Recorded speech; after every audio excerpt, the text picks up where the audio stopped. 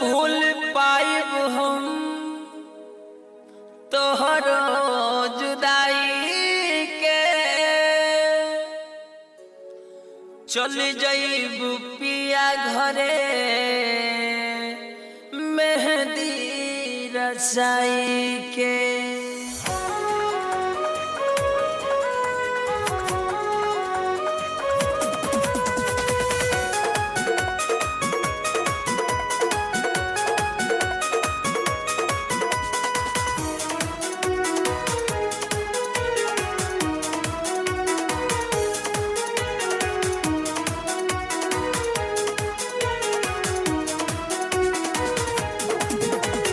बांधले रही हम तोहरा के,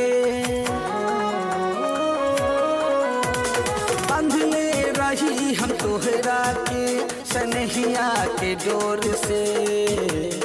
पोछा रानी लोरवा अपन चुनरी के कोर से। पोछा रानी लोरवा अपन चुनरी के कोर से। बांधले रही हम तोहरा के सनहिया के डोर से। पोछा रानी लोरवा अपन चुनरी के कोर से। पोछा रानी लोरवा अपन चुनरी के कोर से।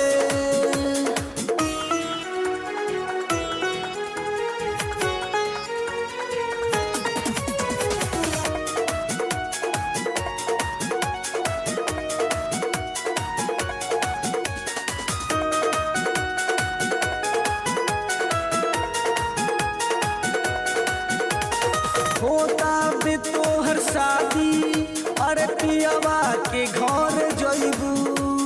सोचल हमर सपनमा के माटी में तू मिलैबू। होता बे तोहर शादी और पियवा के घर जइबू। सोचल हमर सपनमा के माटी में तू मिलैबू। हाँ माटी में तू मिलैबू। तोहरा से अब का कही हम अपना ओर से। पोछा रानी लोरवा अपन चुनरी के कोर से।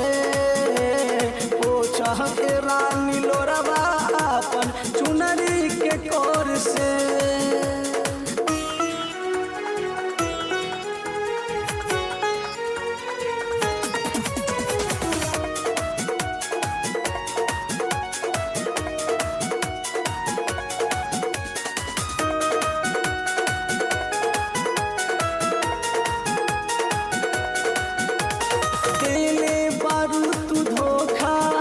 हो बन गइलू बेरहम कैसे भुला के जइबू हो। खैलू जवन कसम देले बारू तू धोखा। हो बन गइलू बेरहम कैसे भुला के जइबू हो। खैलू जवन कसम हाँ खैलू जवन कसम। कहले हन तीस अरुण तू ना जा छोड़ के। पोछा रानी लोरवा अपन चुनरी के कोर से। पोछा